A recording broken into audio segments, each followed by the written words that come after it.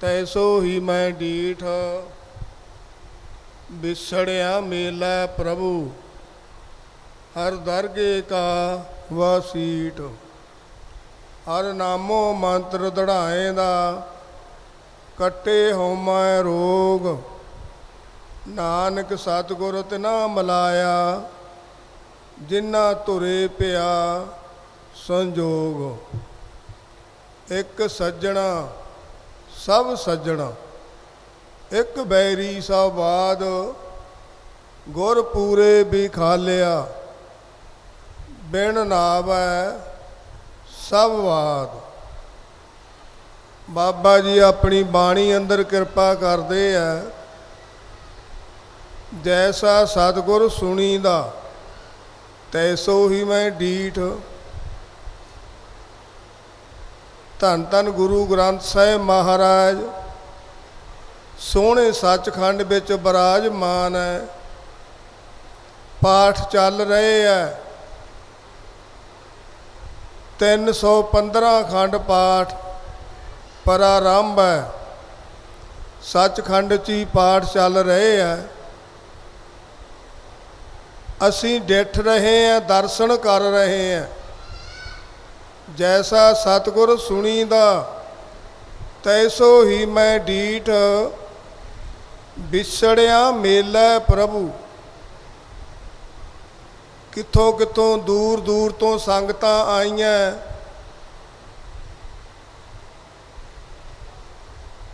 बड़ी बड़ी दूर तो संगतां पहुंचियां।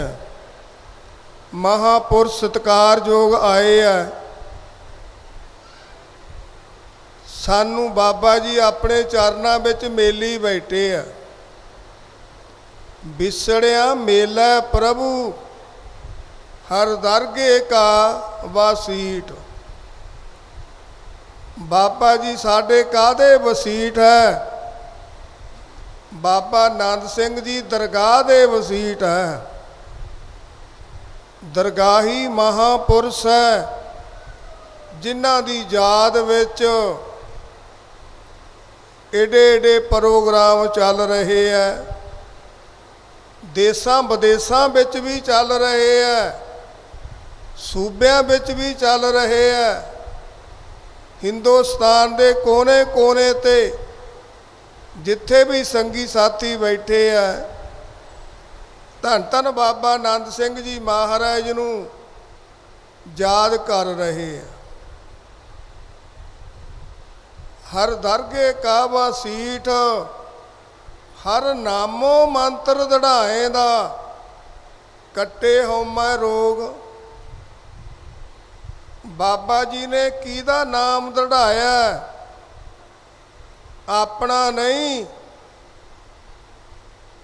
असी तो हुण बड़े नाम दढ़ाउण लगे आ। इश्तिहारां ते जोर लग्या, आ मूवियां दियां ते जोर लग्या।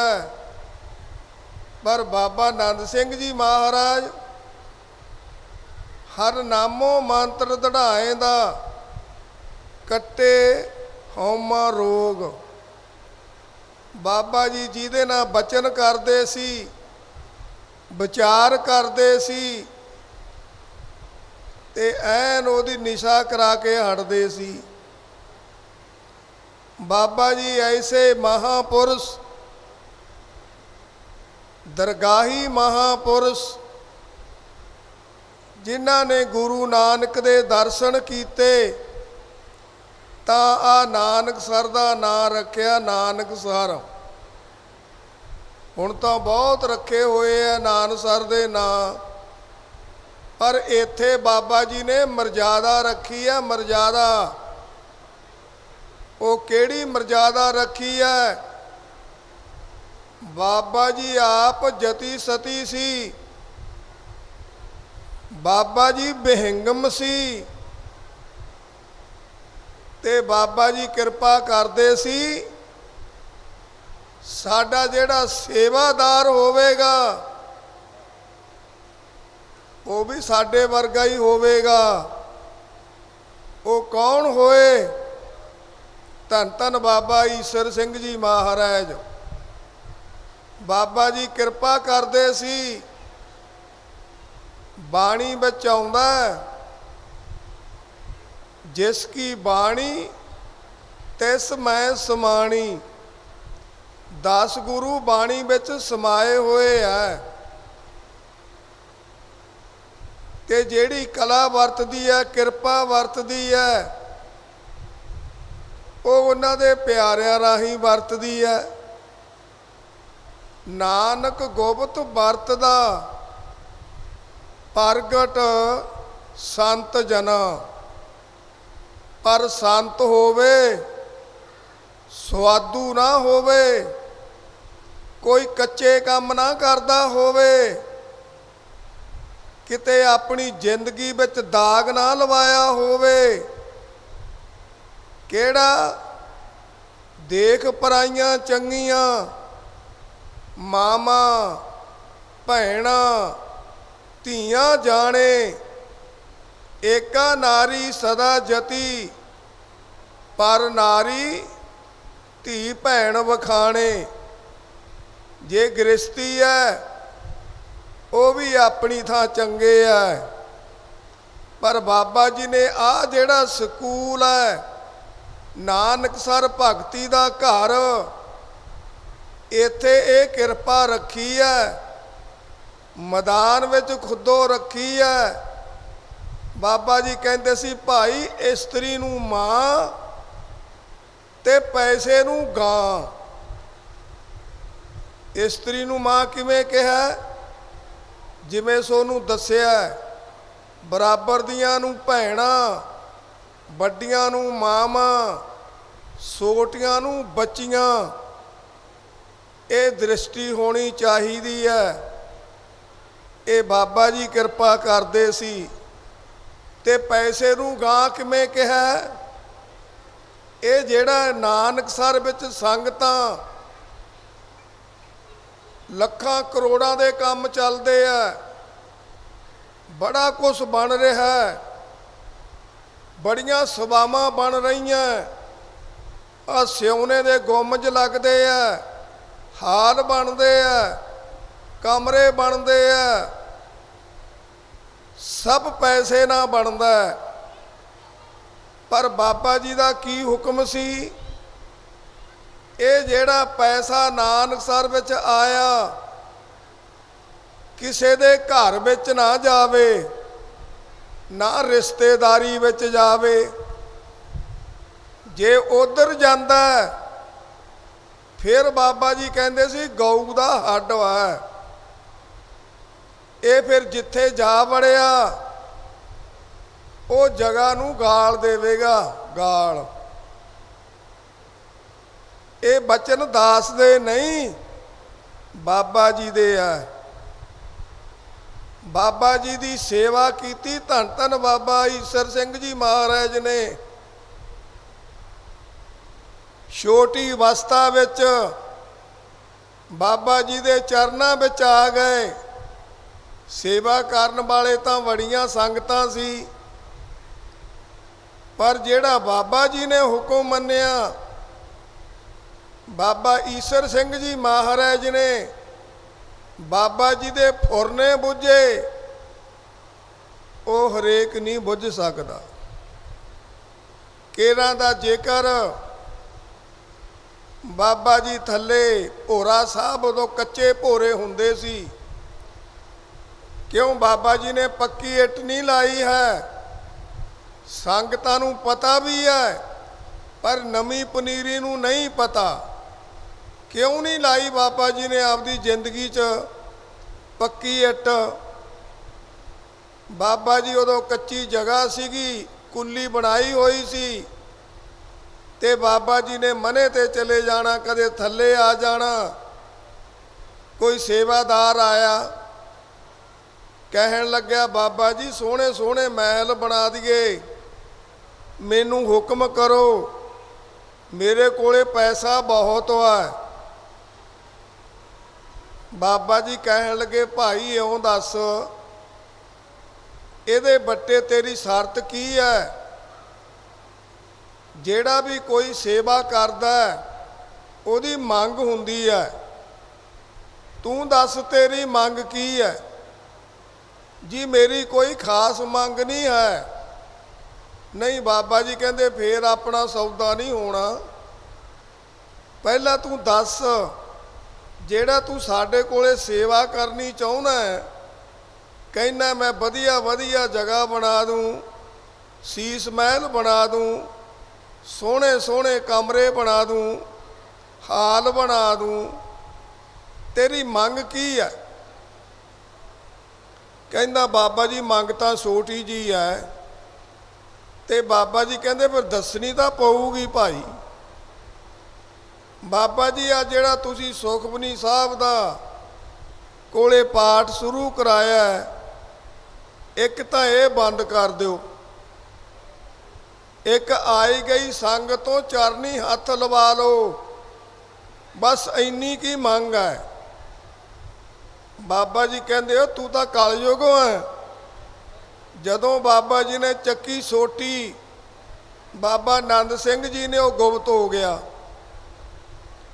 ਤਾਂ ਬਾਬਾ ਆਨੰਦ ਸਿੰਘ ਜੀ ਨੇ ਇਹ ਬਚਨ ਕੀਤਾ ਬਈ ਅਸੀਂ ਆਪਣੀ ਜ਼ਿੰਦਗੀ ਦੇ ਵਿੱਚ ਕੋਈ ਪੱਕੀ ਇੱਟ ਨਹੀਂ ਲਾਉਣੀ, ਸਾਥੋਂ ਬਾਅਦ ਬੜਾ ਕੁਛ ਬਣੇਗਾ, ਸਾਡਾ ਸੇਵਾਦਾਰ ਬੜਾ ਕੁਛ ਬਣਾਵੇਗਾ। ਇਹ ਧੰਨ ਧੰਨ ਬਾਬਾ ਈਸਰ ਸਿੰਘ ਜੀ ਮਹਾਰਾਜ ਨੇ ਆ ਸੋਹਣੇ ਪੱਕੇ ਮਹਿਲ ਬਣਵਾਏ, ਕਲਸ਼ ਲਵਾਏ, ਇਹ ਬਾਬਾ ਜੀ ਦੀ ਕਿਰਪਾ ਹੈ। ਤੇ ਤਾਂ ਬਾਬਾ ਜੀ ਨੇ ਆਪਣੀ ਜ਼ਿੰਦਗੀ 'ਚ ਪੱਕੀ ਇੱਟ ਨਹੀਂ ਲਾਈ। ਬਾਬਾ ਜੀ ਚਾਹੁੰਦੇ ਤਾਂ ਕੀ ਨਹੀਂ ਸੀ ਬਣਨਾ, ਕੇਰਾਂ ਦਾ ਜ਼ਿਕਰ ਬਾਬਾ ਜੀ 13 ਮੰਜ਼ਲਾ ਜਿਹੜਾ ਝੋਲਣਾ ਨਗਰ ਵਾ, ਉਸ ਸਥਾਨ ਤੇ 2 ਸਾਲ ਰਹੇ ਬਾਬਾ ਆਨੰਦ ਸਿੰਘ ਜੀ ਮਹਾਰਾਜ। ਉੱਥੇ ਉਦੋਂ ਦੀ ਕਿੱਕਰ ਵੀ ਖੜੀ ਆ ਪੁਰਾਣੀ। ਮੈਨੂੰ ਮੈਦ ਹੈ ਵੀ 6-7 ਗੇਰੀ ਤਾਂ ਸਾਡੇ ਹੁੰਦਿਆਂ ਹੀ ਉਹ ਸੁੱਕ ਕੇ ਫੇਰ ਹਰੀ ਹੋ ਜਾਂਦੀ ਹੈ, ਪਰ ਹੁਣ ਨਹੀਂ ਸੁੱਕੀ ਕਈ ਸਾਲਾਂ ਦੀ। ਉਹਦੀ ਬਾਬਾ ਜੀ ਦਾਤਣ ਵੀ ਸਕਦੇ ਰਹੇ ਆ ਕਰਕੇ ਸਾਨੂੰ ਬਜ਼ੁਰਗਾਂ ਨੇ ਦੱਸਣਾ ਬਈ ਬਾਬਾ ਜੀ ਇੱਥੋਂ ਦਾਤਣ ਤੋੜਦੇ ਸੀ। ਤੇ ਬਾਬਾ ਜੀ ਉੱਥੋਂ ਚੱਲ ਕੇ ਤੁਰ ਕੇ ਇੱਥੇ ਆਏ ਆ ਜਗ੍ਹਾ ਤੇ। ਫਿਰ ਬਾਬਾ ਜੀ ਦਾ ਵਚਨ ਸੀ, ਬਾਬਾ ਈਸਰ ਸਿੰਘ ਜੀ ਮਹਾਰਾਜ ਦਾ, ਬਈ ਇਹ ਜਿਹੜੀ ਜਗ੍ਹਾ ਜਿੱਥੋਂ ਦੀ ਬਾਬਾ ਜੀ ਆਏ ਸੀ, ਕੋਈ ਸਮਾਂ ਆਵੇਗਾ ਇੱਥੇ ਪੱਕੀ ਸੜਕ ਬਣੇਗੀ, ਪੱਕਾ ਰੋਡ ਬਣੇਗਾ। ਫਿਰ ਬਾਬਾ ਜੀ ਨੇ ਇਹ ਵੀ ਬਚਨ ਕੀਤਾ ਬਈ ਨਾਨਕਸਰ 13 ਮੰਜ਼ਲੇ ਤੋਂ, ਉਦੋਂ 13 ਮੰਜ਼ਲਾ ਨਹੀਂ ਸੀ ਬਣਿਆ, ਉਹਨੂੰ ਠਾਠ ਪੁਰਾਣੀ ਠਾਠ ਕਹਿੰਦੇ ਸੀ। ਬਈ ਇਸ ਜਗ੍ਹਾ ਤੋਂ ਨਗਰ ਕੀਰਤਨ ਨਿਕਲਿਆ ਕਰੇਗਾ, ਵੱਡੇ ਨਾਨਕਸਰ ਜਾਵੇਗਾ। ਉਦੋਂ ਤਾਂ ਕਿਸੇ ਨੂੰ ਪਤਾ ਹੀ ਨਹੀਂ ਸੀ, ਪਰ ਬਾਬਾ ਜੀ ਨੇ ਇਹੋ ਜਿਹੀ ਕਿਰਪਾ ਕੀਤੀ। ਹੁਣ ਉਹ ਨਗਰ ਕੀਰਤਨ ਬਾਬਾ ਜੀ ਦਾ ਜਿਹੜਾ ਬਚਨ ਸੀ ਪੂਰਾ ਹੋਇਆ ਤੇ 3-4 ਸਾਲ ਹੋ ਗਏ ਨਗਰ ਕੀਰਤਨ ਨਿਕਲਦੇ ਨੂੰ।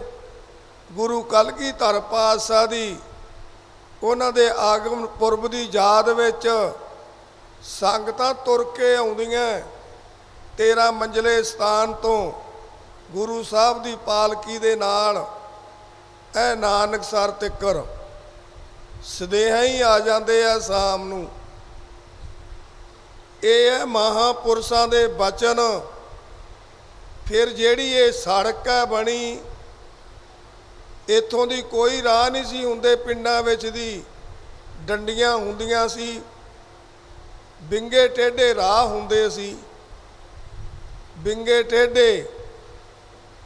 ਤੇ ਬਾਬਾ ਜੀ ਨੇ ਹੁਕਮ ਕੀਤਾ ਸੀ ਵੀ ਸੜਕ ਬਣੇਗੀ। ਤਾਂ ਫਿਰ ਧੰਨ ਧੰਨ ਬਾਬਾ ਨਰਾਇਣ ਸਿੰਘ ਜੀ ਮਹਾਰਾਜ ਨੇ ਇਹ ਸੜਕ ਬਣਵਾਈ। ਤੇ ਉਦੋਂ ਕਾਲੀਆਂ ਦੀ ਸਰਕਾਰ ਸੀ, ਉਹਨਾਂ ਨੇ ਕਿਹਾ ਬਾਬਾ ਜੀ, ਬਾਬਾ ਨਰਾਇਣ ਸਿੰਘ ਜੀ ਨੂੰ ਤੁਸੀਂ ਮਿੱਟੀ ਪਵਾ ਦਿਓ, ਅਸੀਂ ਮਗਰੇ ਮਗਰ ਸੜਕ ਬਣਾ ਦੇਵਾਂਗੇ। ਇਹ ਫਿਰ 70 ਦੇ ਵਿੱਚ 24 ਕਿਲੋਮੀਟਰ ਤੇ ਮਿੱਟੀ ਪਾਈ ਗਈ। ਸਾਰੇ ਵਿਹੰਗਮ ਵੀ ਨਾਲ ਲੱਗੇ ਹੁੰਦੇ ਸੀ। 70 ਏਕੜ ਜ਼ਮੀਨ ਇਹ ਇਲਾਕੇ ਦੀ ਪਿੰਡਾਂ ਵਾਲਿਆਂ ਦੀ ਬਾਬਾ ਜੀ ਨੇ ਆਪਣੇ ਪਿਆਰ ਰਸੂਖ ਦੇ ਨਾਲ ਇਹ ਜ਼ਮੀਨ ਛਡਾ ਕੇ ਇਹ ਸੜਕ ਬਣਵਾਈ। ਅੱਜ 18 ਫੁੱਟ ਬਣੀ ਹੋਈ ਹੈ। ਹੁਣ ਸਰਕਾਰ ਨੇ ਦੁਬਾਰੇ ਹੋਰ ਮੋਟੀ ਬਜਰੀ ਪਾਉਣ ਦੀ ਮਨਜ਼ੂਰੀ ਦੇਤੀ ਹੈ, ਉਹ ਵੀ ਪਵੇਗੀ। ਇਹ ਕਿਰਪਾ ਕਿਹਦੀ ਚੱਲਦੀ ਹੈ? ਕਿਰਪਾ ਚੱਲਦੀ ਹੈ ਬਾਬਾ ਆਨੰਦ ਸਿੰਘ ਜੀ ਮਹਾਰਾਜ ਦੀ। ਜਿਹੜੇ ਉਹਨਾਂ ਦੇ ਬਚਨ, ਉਹਨਾਂ ਦੇ ਪਿਆਰਿਆਂ ਦੇ ਵਚਨ ਉਹ ਆਪਣੇ ਪਿਆਰਿਆਂ ਦੇ ਨਾਲ ਹੀ ਪੂਰੇ ਕਰਵਾ ਰਹੇ ਆ। ਪਿਆਰਿਆਂ ਦੇ ਰਾਹੀਂ ਇਹ ਆ ਸੇਵਾ। ਆ ਜਿਹੜਾ ਨਾਨਕ ਸਰਵ ਹੈ, ਬੜੀ ਦੁਨੀਆ ਗੱਲਾਂ ਮਾਰਦੀ ਹੈ ਇਧਰਲੀਆਂ ਉਧਰੀਆਂ। 315 ਖੰਡ ਪਾਠ ਪ੍ਰਕਾਸ਼ ਹੈ। ਕਿਸੇ ਪਾਠੀ ਨੇ ਕੋਈ ਪੈਸਾ ਨਹੀਂ ਲੈਣਾ। ਸਾਰੇ ਨਿਰਸਤ ਸੇਵਾ ਕਰਦੇ ਆ। ਜਿਹਦੀ ਮਰਜ਼ੀ ਆ ਕੇ ਪਤਾ ਲੈ ਲਵੇ। ਉਹਨਾਂ ਨੂੰ ਮਿਲਣਾ ਕੀ ਹੈ? ਬਾਬਾ ਆਨੰਦ ਸਿੰਘ ਜੀ ਦੀ ਕਿਰਪਾ। ਝੋਲੀਆਂ ਭਰ ਕੇ ਲਿਜਾਣਗੇ। 5 ਬਸਤਰ ਵਰਦੀਆਂ ਉਹ ਮਿਲਣੀਆਂ। ਕੋਈ ਸਰਦਾਰ ਮਿਹਰਬਾਨ ਹੋ ਗਿਆ ਤਾਂ ਭੂਰੇ ਵੀ ਮਿਲ ਸਕਦੇ ਆ, ਉਹ ਵੀ ਵੱਡੀ ਗੱਲ ਨਹੀਂ।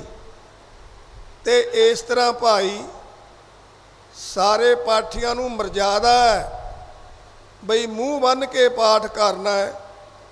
ਪਿੱਛੇ ਜੇ ਰੌਲਾ ਪਾਇਆ ਕਰਨ, ਨਾਨਕਸਰ ਵਾਲੇ ਮੂੰਹ ਬੰਨ੍ਹ ਕੇ ਪਾਠ ਕਰਦੇ ਆ ਤੇ ਹੁਣ ਪਿੱਛੇ ਜੇ ਸਾਰਿਆਂ ਨੂੰ ਮੂੰਹ ਬੰਨ੍ਹਣਾ ਪੈ ਗਿਆ ਸੀ।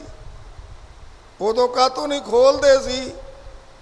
ਉਦੋਂ ਮੌਤ ਦਾ ਡਰ ਸੀ ਤਾਂ ਨਹੀਂ ਸੀ ਖੋਲ੍ਹਦੇ। ਨਹੀਂ, ਬਾਬਾ ਜੀ ਕਹਿੰਦੇ ਸੀ ਭਾਈ ਜਿੰਨਾ ਗੁਰੂ ਸਾਹਿਬ ਦਾ ਅਬਦ ਕਰਾਂਗੇ ਓਨਾ ਹੀ ਥੋੜ੍ਹਾ ਹੈ। ਮੇਰਾ ਮਾਲਕ ਗੁਰੂ ਨਾਨਕ ਜਦੋਂ ਉਹਨਾਂ ਦੀ ਸੇਵਾ ਵਿੱਚ ਖੜਨਾ, ਉਹਨਾਂ ਦੀ ਸੇਵਾ ਵਿੱਚ ਪਾਠ ਕਰਨਾ, ਮੁੱਖ ਉੱਤੇ ਰੁਮਾਲ ਰੱਖਣਾ, ਕੋਈ ਥੁੱਕ ਨਾ ਡਿੱਗ ਪਵੇ। ਜਦੋਂ ਸੱਚਖੰਡ ਵਿੱਚ ਜਾਣਾ, ਕੇਸੀ ਇਸ਼ਨਾਨ ਕਰਕੇ ਵਧੀਆ ਸੁੱਚੇ ਬਸਤਰ ਪਾ ਕੇ ਜਾਣਾ। ਕਿਤੇ ਦੇਖਿਓ ਗਲਤੀ ਕਰ ਲਵੋ ਬਈ ਚੱਲ ਰੱਬ ਕਿਹੜਾ ਵੇਖਦਾ ਹੈ? ਉਹ ਤਾਂ ਸਾਰੇ ਥਾਂ ਵੇਖਦਾ ਹੈ। ਜਿਨ੍ਹਾਂ ਨੇ ਗਲਤੀਆਂ ਕੀਤੀਆਂ ਉਹਨਾਂ ਨੇ ਦੰਡ ਵੀ ਭੁਗਤੇ ਆ, ਪਰ ਜਿਹੜਾ ਨਾ ਕਰੇਗਾ ਉਹ ਤੇ ਮਾਲਕ ਦੀ ਮਿਹਰ ਵੀ ਰਹੇਗੀ। ਬਾਬਾ ਜੀ ਕਿਰਪਾ ਕਰਦੇ ਸੀ। ਆ ਜਿਹੜਾ ਨਕਸ਼ਾ ਸੱਚਖੰਡ ਦਾ ਹੱਥ ਕਰਕੇ ਬਾਬਾ ਜੀ ਕਹਿੰਦੇ ਸੀ ਇਸ ਨਕਸ਼ੇ ਨੂੰ ਇਹ ਫੋਟੋ ਅੰਦਰ ਖਿੱਚ ਲਵੋ। ਅੰਦਰ ਇਹ ਗੁਰੂ ਨਾਨਕ ਦੇ ਜਿਹੜੇ ਫੋਟੋ ਹੈ ਇਹ ਬਹੁਤ ਵੱਡੀ ਚੀਜ਼ ਹੈ। ਬਾਬਾ ਜੀ ਕਹਿੰਦੇ ਸੀ ਜੇ ਅੱਜ ਰਾਜ ਕਲਯੁਗ ਦਾ ਚੱਲਦਾ, ਪਹਿਰਾ ਗੁਰੂ ਨਾਨਕ ਦਾ ਚੱਲਦਾ। ਅਸੀਂ ਗੁਰੂ ਨਾਨਕ ਅੱਗੇ ਅਰਦਾਸ ਬੇਨਤੀ ਕਰਾਂਗੇ, ਸਾਡੀ ਬਾਬਾ ਜੀ ਸੁਣ ਲੈਣਗੇ। ਜੇ ਅਸੀਂ ਐਵੇਂ ਹੀ ਚਾਕਰੀਆਂ ਕਰੀ ਜਾਵਾਂਗੇ ਤੇ ਹੋਰਾਂ ਕੋਲੇ ਤੁਰੇ ਫਿਰਾਂਗੇ, ਅਵੇ ਤਵੇ ਕੋਲੇ, ਟੂਣੇ ਟਾਮਣ ਵਾਲਿਆਂ ਕੋਲੇ, ਤਾਗੇ ਤਵੀਤ ਵਾਲਿਆਂ ਕੋਲੇ, ਜਿਹੜੇ ਮਾਂ ਵਾਂਗੂ ਪੈਰ ਗੱਡ ਕੇ ਖੜ ਜਾਂਦੇ ਆ, ਲਾਈ ਚਲੋ ਪੈਰੀ ਹੱਥ, ਉੱਥੇ ਕੱਖ ਨਹੀਂ ਹੈ। ਬਾਬਾ ਜੀ ਕਹਿੰਦੇ ਸੀ ਨਹੀਂ ਬਈ ਅਸੀਂ ਤਾਂ ਗੁਰੂ ਗ੍ਰੰਥ ਸਾਹਿਬ ਨੂੰ ਮੱਥਾ ਟੇਕਣਾ, ਗੁਰੂ ਨਾਨਕ ਚਰਨਾਂ ਮੱਥਾ ਟੇਕਣਾ। ਜੇ ਗੁਰੂ ਨਾਨਕ ਦੇ ਚਰਨਾਂ ਦਾ ਧਿਆਨ ਕਰੋਗੇ ਫਿਰ ਬਾਬਾ ਜੀ ਦਾ ਬਚਨ ਹੈ ਚਰਨ ਕਮਲ ਹਿਰਦੇ ਵਸੈ, ਸੰਕਟ ਸਭ ਖੋਵੈ। ਗੁਰ ਪੂਰਾ ਜਿਸ ਭੇਟੀਐ, ਮਰ ਜਨਮ ਨਾ ਰੋਵੈ। ਜਿਹਨੇ ਪੂਰੇ ਗੁਰੂ ਦੀ ਆਪਣਾ ਆਪ ਭੇਟ ਕਰਤਾ, ਉਹ ਰੋਂਦਾ ਫਿਰੇਗਾ। ਬਾਬਾ ਜੀ ਦਾ ਬਚਨ ਸੀ, ਉਹ ਤਾਂ ਬਾਹਾਂ ਲੜਾਉਂਦਾ ਫਿਰੇਗਾ, ਬੇਪਰਵਾਹ ਹੋ ਕੇ ਚੱਲੇਗਾ। ਜਿਹਨੇ ਭਾਈ ਗੁਰੂ ਨਾਨਕ ਦੇ ਚਰਨਾਂ ਦਾ ਧਿਆਨ ਕੀਤਾ ਤੇ ਜਿਹੜੇ ਵੱਡੇ ਵੱਡੇ ਲੋਕ ਹੈ ਕਹਿੰਦੇ ਅਸੀਂ ਦੁਨੀਆ 'ਚ ਮੰਨੇ ਜਾਈਏ, ਸਾਡਾ ਦੁਨੀਆ ਤੇ ਹੁਕਮ ਚੱਲੇ, ਝੂਠ ਬੋਲਦੇ ਆ, ਲੋਕਾਂ ਨੂੰ ਗਮਰਾਹ ਕਰਕੇ ਪਹਿਲਾਂ ਰਾਜੇ ਬਣ ਜਾਂਦੇ ਆ ਤੇ ਫਿਰ ਲੋਕਾਂ ਨਾਲ ਧੋਖਾ ਕਰਦੇ ਆ, ਜਿਵੇਂ ਸਾਡੇ ਜ਼ਿਮੀਂਦਾਰਾਂ ਨਾਲ ਹੋ ਰਿਹਾ। ਜਿਹੜੇ ਵਿਚਾਰੇ ਬਾਰਡਰ ਤੇ ਬੈਠੇ ਆ, ਉਹਨਾਂ ਲੋਕਾਂ ਨਾਲ ਫਿਰ ਕੀ ਹੋਵੇਗਾ?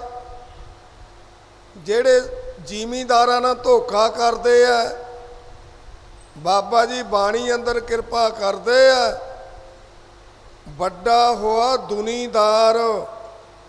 ਜਿਹੜੇ ਦੁਨੀਦਾਰ ਵੱਡੇ ਲੋਕ ਆ, ਕਹਿੰਦੇ ਆ ਸਾਥੋਂ ਬਗੈਰ ਕੋਈ ਹੋਰ ਹੈ ਹੀ ਨਹੀਂ, ਇਹ ਉਹਨਾਂ ਲਈ ਬਚਨ ਹੈ।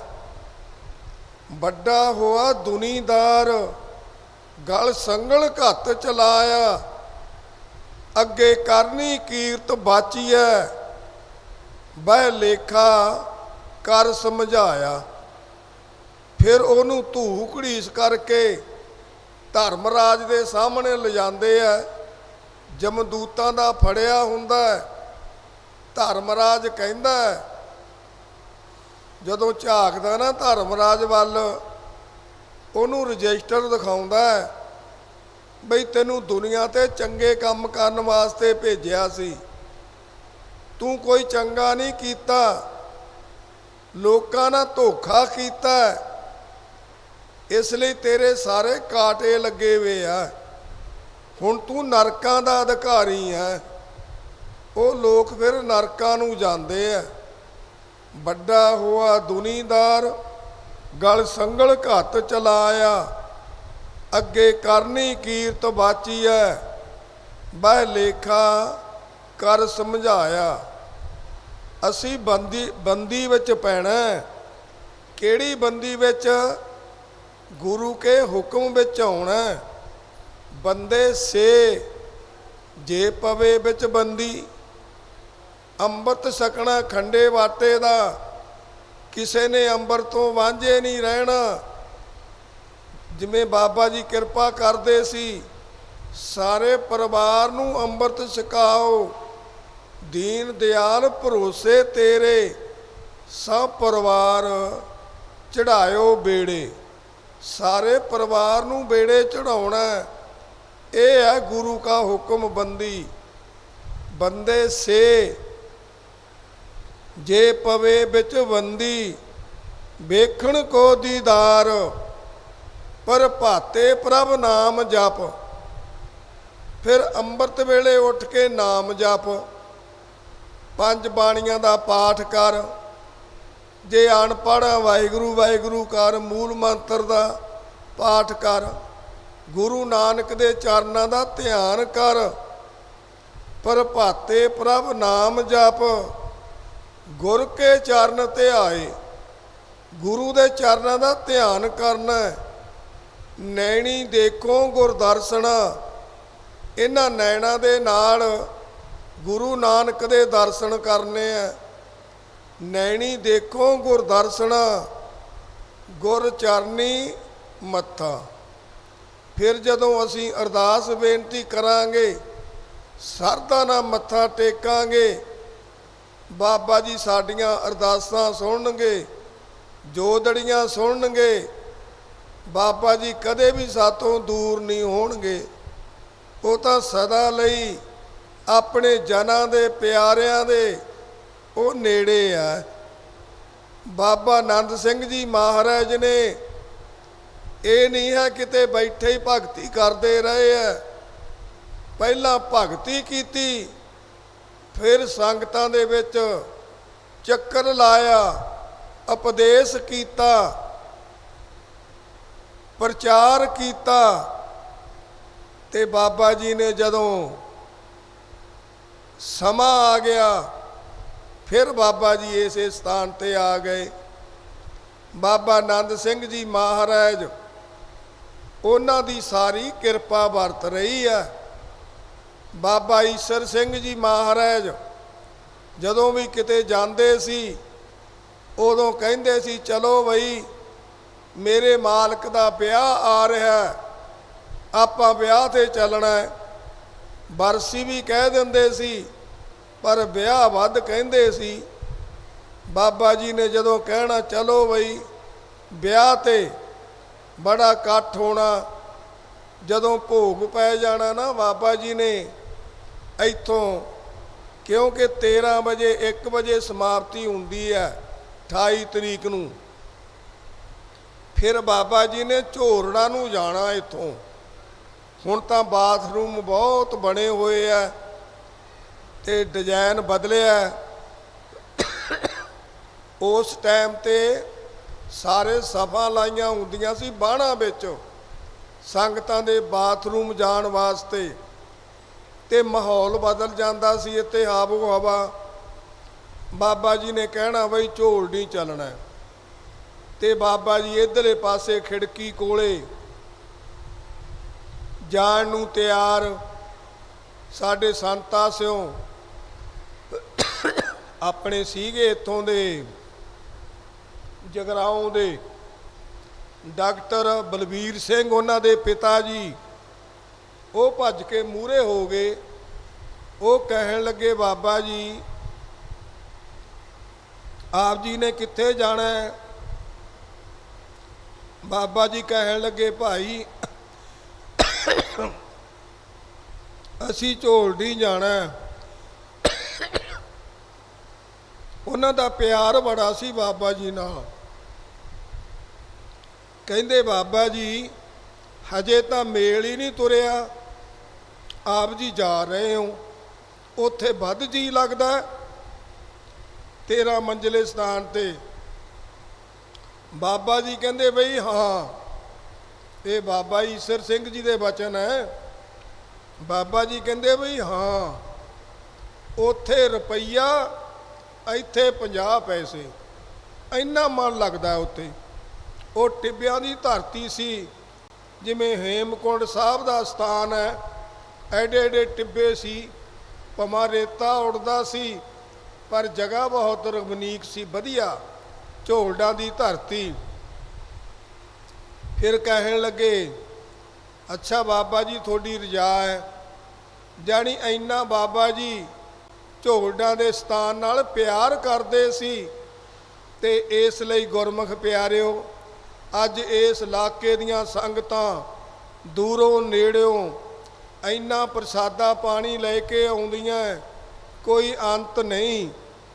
ਬਾਬਾ ਈਸਰ ਸਿੰਘ ਜੀ ਮਹਾਰਾਜ ਨੇ ਐਸਾ ਇੱਥੋਂ ਦਾ ਜਿਹੜਾ ਪ੍ਰੋਗਰਾਮ ਹੈ ਅਸੀਂ ਦੱਸਣਾ ਚਾਹੁੰਦੇ ਹਾਂ। ਇੱਥੇ 5.5 ਘੰਟੇ ਕੀਰਤਨ ਸ਼ਾਮ ਵੇਲੇ ਹੁੰਦਾ ਹੈ, 5.5 ਘੰਟੇ ਸਵੇਰ ਵੇਲੇ ਕੀਰਤਨ ਹੁੰਦਾ ਹੈ। ਇਹ ਸਾਰੀ ਨਿਰਸਤ ਸੇਵਾ ਹੈ। 5 ਵੇਰੀ ਗੁਰੂ ਸਾਹਿਬ ਕੋਲੇ ਜਾ ਕੇ ਸੇਵਾ ਹੁੰਦੀ ਹੈ, 5 ਵੇਰੀ ਹੀ ਥਾਲ ਲੱਗਦਾ ਹੈ, 3 ਗੇਰੀ ਪ੍ਰਸਾਦੇ ਦਾ ਲੱਗਦਾ ਹੈ, 2 ਗੇਰੀ ਚਾਹ ਪਾਣੀ ਦਾ ਲੱਗਦਾ ਹੈ। ਐਂ ਗੁਰੂ ਸਾਹਿਬ ਨੂੰ ਥਾਲ ਲੱਗਦੇ ਆ। ਬਾਬਾ ਜੀ ਕਹਿੰਦੇ ਸੀ ਮੇਰਾ ਮਾਲਕ ਸਕਦਾ ਹੈ।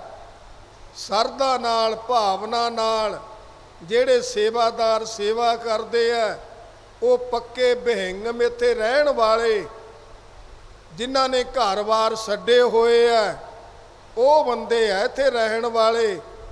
ਇਹ ਨਹੀਂ ਹੈ ਵੀ ਇਕੱਠੇ ਹੋ ਕੇ ਚੋਲੇ ਪਾ ਕੇ ਉੱਦਾਂ ਹੀ ਆ ਗਏ, ਨਹੀਂ। ਬਾਬਾ ਜੀ ਕਹਿੰਦੇ ਸੀ ਭਾਈ ਇਹ ਬਿਹੰਗਮ ਹੈ, ਇੱਥੇ ਰਹਿਣ ਵਾਲੇ। ਪਤਾ ਨਹੀਂ ਕਿੰਨੇ ਟਾਈਮ ਦਾ ਇਹਨਾਂ ਦੀ ਤਪੱਸਿਆ ਕੀਤੀ ਹੋਈ ਹੈ। ਇਹ ਵੀ ਬਾਬਾ ਜੀ ਬਚਨ ਕਰਦੇ ਸੀ। ਕਿਸੇ ਨੇ ਕਹਿਤਾ ਬਾਬਾ ਜੀ ਇਹ ਜਿਹੜੇ ਬਿਹੰਗਮ ਆ ਇਹ ਕੌਣ ਹੈ? ਆ ਇੱਥੇ ਨਿਸਾਬਰ ਸਿੰਘ ਆ, ਉਹਨੂੰ ਇਹ ਗੱਲ ਦਾ ਪਤਾ ਹੈ। ਇਹ ਕੌਣ ਹੈ? ਭਾਈ ਕੇਰ ਸੋ ਨੇ ਕਿਹਾ ਬਾਬਾ ਈਸਰ ਸਿੰਘ ਜੀ ਨੂੰ। ਤੇ ਬਾਬਾ ਜੀ ਨੇ ਉਦੋਂ ਤਾਂ ਦੱਸਿਆ ਨਾ, ਜਦੋਂ ਸੱਚਖੰਡ ਚੋਂ ਨਿਕਲ ਕੇ ਬਾਹਰ ਜਾਣ ਲੱਗੇ ਬਾਬਾ ਨਰਾਇਣ ਸਿੰਘ ਜੀ ਮਹਾਰਾਜ ਬਾਹਰ ਖੜੇ ਸੀ। ਬਾਬਾ ਜੀ ਕਹਿੰਦੇ ਆ ਖੜੇ ਆ, ਸਾਡੇ ਨਾਲ ਪੁਰਾਣੇ ਤੁਰੇ ਆਉਂਦੇ ਆ। ਅਕੇ ਬਾਬਾ ਜੀ ਕੌਣ ਹੈ? ਬਾਬਾ ਜੀ ਕਹਿੰਦੇ ਜੇ ਇਹ ਦੱਸਤਾ ਨਾ ਸਾਰਿਆਂ 'ਚ ਹਉਮਾ ਆ ਜਾਵੇਗੀ, ਇਹ ਨਹੀਂ ਦੱਸਣਾ। ਇਸ ਲਈ ਬਾਬਾ ਜੀ ਕਹਿੰਦੇ ਜਿਹੜੀ ਸੇਵਾ ਹੈ ਇਹ ਸਾਰੀ ਸਤਿਗੁਰੂ ਦੀ ਸੇਵਾ ਹੈ ਤੇ ਇਹਦੇ ਵਿੱਚ ਹਉਮਾ ਨਹੀਂ ਆਉਣੀ ਚਾਹੀਦੀ। ਸਤਿਗੁਰ ਕੀ ਸੇਵਾ ਸਫਲ ਹੈ, ਜੇ ਕੋ ਕਰੇ ਚਿਤ ਲਾਏ, ਮਨ ਚਿੰਦਿਆ ਫਲ ਪਾਵਣਾ, ਹਉਮਾ ਵਿੱਚੋਂ ਜਾਏ। ਤੇ ਇਸ ਤਰ੍ਹਾਂ ਭਾਈ ਇਹ ਨਾਨਕਸਰ ਦੀ ਮਰਜ਼ਾਦਾ ਤਿੰਨੇ ਟਾਈਮ ਪੱਕਿਆ ਪਕਾਇਆ ਪ੍ਰਸਾਦਾ, ਪਤਾ ਨਹੀਂ ਸੰਗੀ ਹਰ ਰੋਜ਼ ਜਿਹੜਾ ਲੈ ਕੇ ਆਉਂਦੇ ਆ। ਕਿੱਡੇ ਭਾਗਾਂ ਵਾਲੇ ਜੀ ਆ। ਆ 5 ਦਿਨ ਤਾਂ ਪਤਾ ਹੀ ਨਹੀਂ ਕਿੰਨਾ ਪ੍ਰਸਾਦਾ ਪਾਣੀ ਆ ਰਿਹਾ, 36 ਪਦਾਰਥ ਦੇ ਭੋਜਨ ਆ ਰਹੇ ਆ। ਦੇਖੋ ਵਿਚਾਰ ਹੈ, ਨਿੰਦਿਆ ਨਹੀਂ। ਕਈਆਂ ਨੂੰ ਤਾਂ ਪਕਾਉਣ ਦਾ ਫਿਕਰ ਹੁੰਦਾ, ਇੱਥੇ ਵਰਤਾਉਣ ਦਾ ਫਿਕਰ ਹੁੰਦਾ। ਕਈਆਂ ਨੂੰ ਸਮਾਨ ਮੰਗਾਉਣ ਦਾ ਫਿਕਰ ਹੁੰਦਾ, ਇੱਥੇ ਸਮਾਨ ਸਾਂਭਣ ਦਾ ਫਿਕਰ ਹੁੰਦਾ। ਇਹ ਕਿਹਦੀ ਕਿਰਪਾ ਹੈ? ਬਾਬਾ ਜੀ ਦੀ ਕਿਰਪਾ ਹੈ। ਬ੍ਰਹਮ ਬਿੰਦਾ ਤਿਸ ਦਾ ਬ੍ਰਹਮ ਮਾਤਰ ਹੈ, ਏਕ ਸ਼ਬਦ ਲਿਵ ਲਾਏ, ਨਵ ਨਿਧੀ 18 ਸਿੱਧੀ, ਪਿੱਛੇ ਲੱਗੀਆਂ ਫਿਰ ਹੈ, ਜੋ ਹਰ ਹਿਰਦੇ ਸਦਾ ਬਸਾਏ। ਜਿਹੜਾ ਮਾਲਕ ਨੂੰ ਹਿਰਦੇ ਵਿੱਚ ਵਸਾਉਂਦਾ, ਜਿਹਦੇ ਗੁਰੂ ਨਾਨਕ ਹਿਰਦੇ ਵਿੱਚ ਬੈਠਾ ਹੈ, ਫਿਰ ਉਹਨਾਂ ਦੀ ਭਾਈ ਕਿਰਪਾ ਚੱਲ ਰਹੀ ਹੈ। ਸਾਰੇ ਥਾਂ ਕਿਰਪਾ ਚੱਲ ਰਹੀ ਹੈ। ਬਾਬਾ ਜੀ ਇੰਨੇ ਗਰੀਬ ਨਵਾਜ਼ ਸੀ। ਬਾਬਾ ਜੀ ਦਾ ਇੱਕ ਵਚਨ ਅਸੀਂ ਕਰਕੇ ਫਿਰ ਸਮਾਪਤੀ ਕਰਾਂਗੇ। ਬਾਬਾ ਜੀ ਐਸੇ ਸਟੇਜ ਤੇ ਬਚਨ ਕਰ ਰਹੇ ਹੈ। ਬਾਬਾ ਆਨੰਦ ਸਿੰਘ ਜੀ ਬਚਨ ਕਰਕੇ ਹਟੇ ਤਾਂ ਕੋਈ ਆਪਣੇ ਪਤਾ ਨਹੀਂ ਕਲੇਰਾਂ ਤੋਂ ਜਾਂ ਗਾਲਬ ਤੋਂ ਭਾਈ ਸੀ, ਆ ਕੇ ਬਾਬਾ ਜੀ ਕੋਲੇ ਰੋਣ ਲੱਗ ਗਿਆ। ਜਦੋਂ ਰੋਣ ਲੱਗ ਗਿਆ ਬਾਬਾ ਜੀ ਕਹਿੰਦੇ ਬਈ ਕਿਉਂ ਰੋਣਾ ਹੈ? ਕਹਿੰਦਾ ਬਾਬਾ ਜੀ ਮੇਰੇ 4 ਪਸ਼ੂ ਮਰ ਗਏ, ਮੈਂ ਦੁੱਧ ਵੱਲੋਂ ਬੜਾ ਔਖਾ, ਮਿਹਰ ਕਰੋ। ਬਾਬਾ ਜੀ ਕਹਿਣ ਲੱਗੇ ਤੇਰੇ ਮਾਤਾ ਪਿਤਾ ਹੈਗੇ? ਕਹਿੰਦਾ ਜੀ ਪਿਤਾ ਤਾਂ ਹੈ ਨਹੀਂ, ਮਾਂ ਹੈਗੀ ਆ। ਅੱਛਾ, ਮਾਂ ਦੀ ਸੇਵਾ ਕਰਦਾ ਹੈ? ਕਹਿੰਦਾ ਜੀ ਨਹੀਂ, ਉਹ ਤਾਂ ਅੱਡ ਰਹਿੰਦੀ ਹੈ, ਪਰ ਪ੍ਰਸਾਦਾ ਪਾਣੀ ਮੇਰੇ ਬੱਚੇ ਫੜਾ ਆਉਂਦੇ ਆ। ਤੇ ਬਾਬਾ ਜੀ ਕਹਿਣ ਲੱਗੇ ਤੇਰੀ ਉਮਰ ਕਿੰਨੀ ਹੈ? ਕਹਿੰਦਾ ਜੀ 60 ਸਾਲ। ਤੇਰੀ ਮਾਂ ਤਾਂ ਕਹਿੰਦੇ 80 ਸਾਲ ਦੀ ਹੋਵੇਗੀ। ਹਾਂ ਬਾਬਾ ਜੀ। ਬਾਬਾ ਜੀ ਕਹਿੰਦੇ ਉਹ ਮੂਰਖ ਬੰਦਿਆ, ਤੇਰੇ ਨਹੀਂ ਦੁੱਧ ਹੋ ਸਕਦਾ। ਰੋਣ ਲੱਗ ਗਿਆ, ਬੜਾ ਰੋਵੇ। ਬਾਬਾ ਜੀ ਮੈਨੂੰ ਸ਼ਰਾਪ ਦੇਤਾ। ਬਾਬਾ ਜੀ ਕਹਿੰਦੇ ਅਸੀਂ ਸ਼ਰਾਪ ਨਹੀਂ ਦਿੰਦੇ ਕਿਸੇ ਨੂੰ, ਪਹਿਲਾਂ ਤੇਰੇ ਬਿਆਨ ਲਏ ਆ। ਤੇ ਦੂਜਾ ਬੰਦੇ ਨੇ ਬੇਨਤੀ ਕੀਤੀ ਬਾਬਾ ਜੀ ਮਿਹਰ ਕਰੋ, ਇਹਨੂੰ ਪਤਾ ਨਹੀਂ। ਤੇ ਬਾਬਾ ਜੀ ਕਹਿਣ ਲੱਗੇ ਚੰਗਾ ਐਂ ਕਰ, ਫਿਰ ਆਪਦੀ ਮਾਂ ਨੂੰ ਘਰੇ ਲਿਆ, ਜਿੰਨਾ ਅੱਜ ਗਊ ਦੁੱਧ ਦੇਵੇ ਉਹਨੂੰ ਉਬਾਲ ਸਮਾਰ ਕੇ ਪਹਿਲਾਂ ਦੁੱਧ ਪਿਆਓ, ਦੋਨੇ ਜੀ ਜਾਓ, ਘਰ ਵਾਲੀ ਨੂੰ ਨਾਲ ਲੈ ਕੇ ਜਾ। ਉਦੋਂ ਬਾਅਦ ਫਿਰ ਆਪਦੀ ਮਾਂ ਨੂੰ ਘਰੇ ਲੈ ਕੇ ਆ, ਉਹਦੀ ਸੇਵਾ ਕਰ, ਤੇ ਫਿਰ ਤੇਰੇ ਤੇ ਗੁਰੂ ਦੀ ਕਿਰਪਾ ਹੋਵੇਗੀ। ਬਾਬਾ ਜੀ ਨੇ ਫਿਰ ਆ ਜਦੋਂ ਬਚਨ ਕੀਤਾ ਤੇ ਉਹਨਾਂ ਨੇ ਉਵੇਂ ਹੀ ਕੀਤਾ। ਉਹ ਫਿਰ ਜਾ ਕੇ ਮਾਂ ਨੂੰ ਕਹਿੰਦਾ ਬੇਬੇ ਸਾਨੂੰ ਬਾਬਾ ਆਨੰਦ ਸਿੰਘ ਜੀ ਨੇ ਹੁਕਮ ਕੀਤਾ ਹੈ।